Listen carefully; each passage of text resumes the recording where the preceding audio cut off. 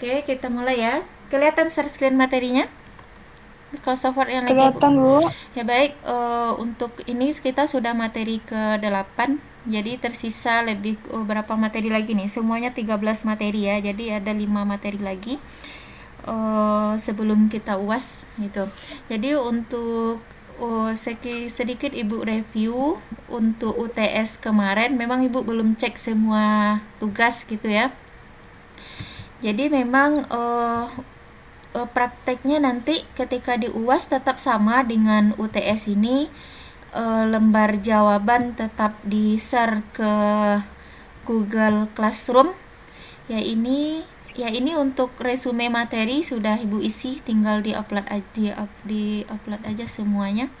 Ini untuk UTS yang sudah menyerahkan tugas itu 26 orang, sesuai ya dengan jumlah lokal ini. Jadi memang untuk yang telah menyerahkan lembar jawaban UTS ini sudah sesuai dengan jumlah lokal PAI A semester 3. Jadi nanti jika ada kendala ketika dalam men-share lembar jawaban ujian ataupun resume, bisa minta tolong lewat Google Classroom teman. Nah, itu. Jadi tidak ada yang men-share ke WA ya. Kenapa Ibu bilang tidak ada yang men-share ke WA? Karena kalau di WA itu dipastikan tidak akan terekap sama Ibu. Ya, karena grupnya yang terlalu banyak sehingga ada chattingan yang masuk itu nggak kebaca semuanya, terlewatkan. Jadi lebih aman share-nya ke Google Classroom semuanya. Makanya kemarin itu Bu bilang tidak ada yang men-share-nya lewat WA gitu. Ya baik, kita lanjutkan materi hari ini, yaitu tentang hewan buruan ya. Hewan buruan dan sembelihan di sini terdiri dari 3 poin bahasan. Yang pertama, ini jelas nggak kedengaran suaranya nih? Jelas, Bu. Oke. Jelas, Bu. Jelas, Bu. Baik ya. Yang pertama, memelihara anjing buruan. Poin bahasan pertama, hadis yang berkaitan tentang memelihara anjing buruan. Kemudian yang poin bahasan yang kedua, berburu dengan berburu dengan senjata tajam dan hewan buruan ya. Berburu dengan hewan buruan dan senjata tajam. Sampai nanti pembahasannya itu memakan hasil tangkapan hewan buruan kita. Dan terakhir, adab menyembelih binatang. Nah, baru minggu depan itu kita masuk kurban dan akikah. Jadi kenapa tentang buruan sembelihan yang didahulukan materinya sebelum akikah? Karena nanti akikah dan kurban itu masuk dia kategori penyembelihan. Makanya sebelum masuk ke materi tersebut, kita awali dulu dengan adab sembelih. Nah, itu.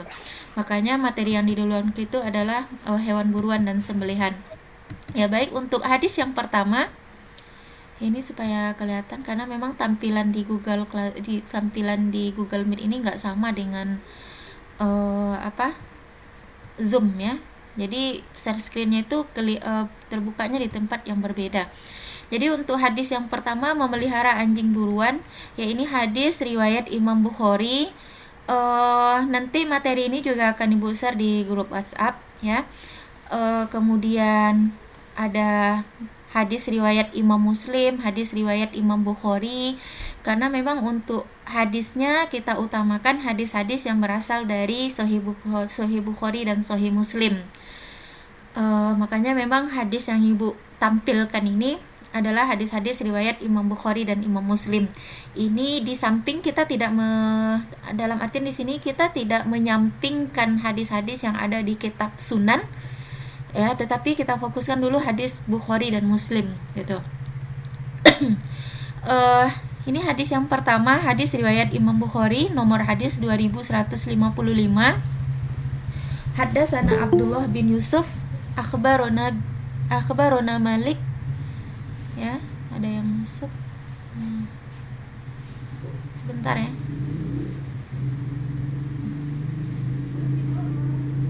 Ya, akhbarona Malik an Yazid bin Khusaifah anna Sa'id bin Yazid haddatsahu annahu sami'a Sufyan bin Abi Zuhair rojulan min asdi Syanu'ah.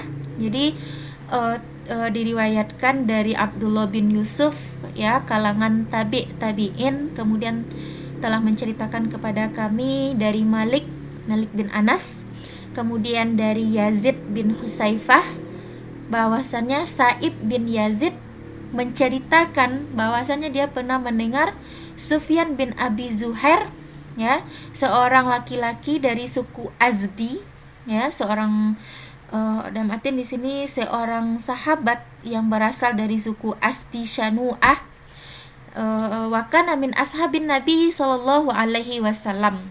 Jadi yang juga merupakan salah seorang dari sahabat Nabi. Kemudian dia berkata, sami'tu Rasulullah sallallahu alaihi wasallam yaqulu.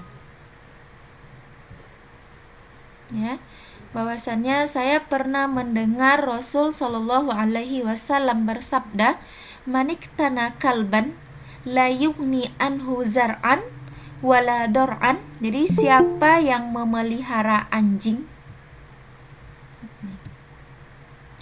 jadi siapa yang memelihara anjing, ya, manik tabakalban la yughni anhu zar'an, yang tidak digunakannya untuk menjaga tanamannya atau untuk menjaga ladangnya, ya, wala dor'an, atau tidak digunakannya untuk mengembalakan hewan ternak, dalam arti di sini menjaga hewan ternaknya. Naqasa kulla yaumin min amalihi qiratun. Jadi akan dikurangi amalannya setiap harinya sebanyak 1 qirot. Atau di dalam redaksi hadis yang lain qirotoni. Jadi ada menggunakan 1 qirot, kemudian ada juga dalam sebagian redaksi itu 2 qirot. Intinya di sini seseorang yang memelihara anjing tanpa ada gunanya, ya, yang tidak ada pentingnya bagi dia untuk memelihara anjing tersebut, maka akan dikurangi amalannya setiap harinya sebanyak 1 qirot atau 2 qirot. Kemudian apa yang dimaksud dengan 1 qirot di sini, ya, di dalam kitab Syarhun Nawawi ala Sahih Muslim atau di dalam kitab Fathul Bari disebutkan bahwa 1 qirot itu sebesar 1 gunung Uhud, ya, 1 qirot itu sebesar gunung Uhud. Jadi nanti jangan sampai gara-gara memelihara anjing justru amalan kita berkurang gitu. Atau justru nanti pahala yang sudah ada itu tidak sampai sebesar gunung Uhud. Jadi yang ada itu nanti minus, ya, minus pahalanya yang disebabkan gara-gara memelihara anjing gitu. Jadi memang di sini sebenarnya di dalam hadis ini tidak melarang mutlak untuk memelihara, dalam arti di sini tidak ada larangan mutlak untuk memelihara anjing gitu. Ya. Jadi tidak ada larangan mutlak untuk memelihara anjing. Boleh-boleh saja memelihara anjing, tetapi dengan beberapa ketentuan. Ya, ingat anjing yang dimaksud di sini adalah, ya, anjing yang sudah terlatih, atau di dalam kitab-kitab hadis itu disebut dengan kalbun mu'addab. Nah, itu mu'addab itu bahasa kitanya kalau dibawakan ke manusia itu artinya adalah terdidik. Tapi tentu di sini kategorinya adalah binatang, tentu tidak, kurang pas digunakan disebut dengan anjing terdidik gitu. Karena adab, ya, mu'addab itu terambil dari kata addaba yu'addibu, ya, artinya adalah mendidik, terdidik gitu. Jadi karena dia binatang maka tentu tidak pas digunakan untuk anjing yang terdidik, ya, tapi yang pasnya adalah anjing yang terlatih. Jadi memang yang dimaksud di sini adalah anjing yang terlatih, sampai nanti dengan bahasan berikutnya yang mana hasil tangkapan anjing buruan itu boleh dimakan. Maka salah satu kategori anjingnya di sini adalah anjing yang sudah terlatih itu. Kemudian di sini boleh memelihara anjing dengan beberapa ketentuan.